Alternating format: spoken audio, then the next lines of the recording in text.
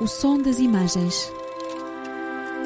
Imagens que passais pela retina, porque não vos fixais.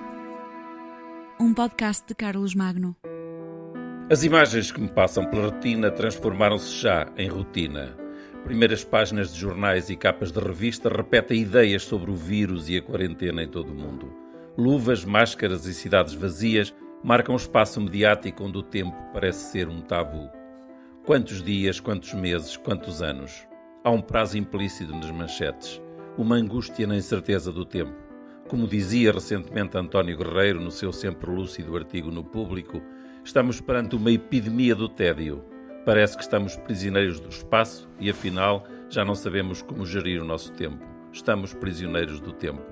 António Guerreiro recorda ao psicanalista alemão Karl Habram, discípulo de Freud, que definiu muito bem aquilo a que chamou a neurose de domingo. Um dos aspectos dessa neurose manifesta-se sob a forma de tédio. O tédio é uma experiência do tempo em que este parece ampliar-se sem fim, fazendo-nos sentir encerrados dentro dele.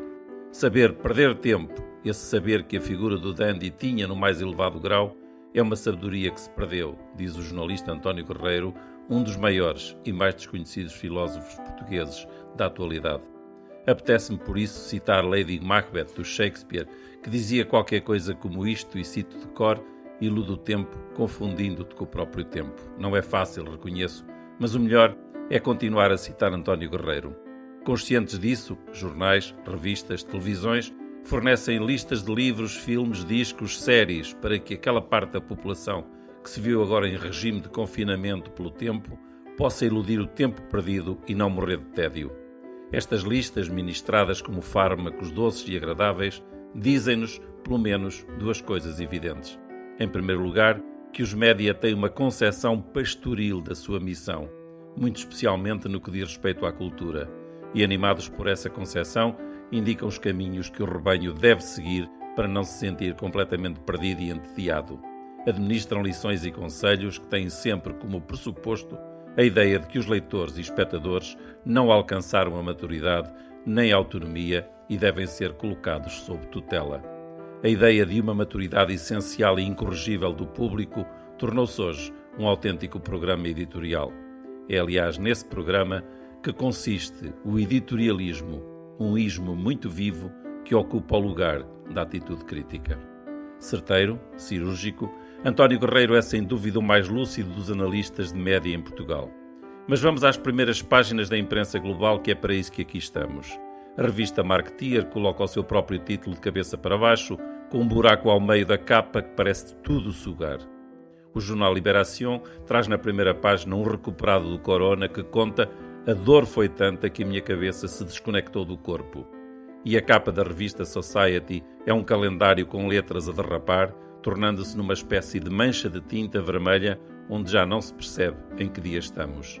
Demain c'est loin, diz a revista francesa. Amanhã, é longe, reticências. Objetivo, maio. Macron, na primeira página do Libé, parece ensaiar uma data para a reconquista da rua, agora já sem coletes amarelos. Outro exemplar do Libération traz um miúdo de mochila escolar às costas com a data de 11 de maio e, escreve ele, classe to risque, que é como quem insinua todas as espécies de riscos. Mas a Time traz uma passadeira para peões no meio do asfalto e por entre as riscas da passadeira aparece um dedo a alargá-las como se fossem persianas de uma janela no chão, e de lá sai um olho com o título Finding Hope, enquanto no La Croix se vê em Paris a Notre-Dame, ainda por reconstruir no ano depois, e em primeiro plano, dois transeuntes com máscara, claro. Título de Confiné, commun, como quem procura a esperança. A Forbes, versão espanhola, põe na capa a aplicação informática das conferências em rede e diz: o mundo em Zoom, é essa a aplicação. Zoom com ecrãs repartidos, tal como são repartidas as máscaras por toda a imprensa e por todos os títulos de todo o mundo. Máscaras no Franklin Roosevelt, que aparece nas notas de dólar, máscaras no Bolsonaro e no Ministro da Saúde, que demitiu agora, na revista brasileira Isto É, e máscaras do cidadão comum, que aparece como uma máscara e até a gravata na Pig Weekly da Dinamarca, e máscara na revista Metro, como se fosse um novo sinal de trânsito proibido andar sem ela. Máscara a que o jornal mexicano Herald FL chama cubrebocas e o Seven Days americano põe também o governador de Vermont, aproveitando para fazer o título. Quem é o homem por trás da máscara? Ponto de interrogação. A palavra mask, que já foi título de um filme célebre, entra na economia, na medicina e na política, embora o L'Espresso italiano traga fotografias de diversos líderes europeus sem ela, com o rosto descoberto e a legenda SG Governati, como quem diz, caiu a máscara. Há títulos, capas e primeiras páginas para todos os gostos, e os nossos grandes desgostos deste tempo em que as curvas entraram na linguagem corrente. Não são curvas de arquiteto, como Niemeyer gostaria, são sobretudo curvas de gráficos. Mas eis que uma revista da região do Golfo, chamada Bahrein Confidencial, faz uma capa com uma linha vermelha ao meio, no meio do chão. De um lado da linha, um par de sapatos, do outro, um par de ténis. Entre ambos, uma nova palavra de ordem. Achatem a curva.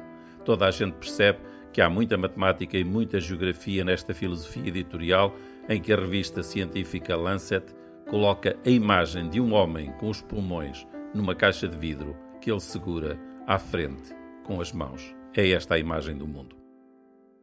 O som das imagens. Um podcast de Carlos Magno.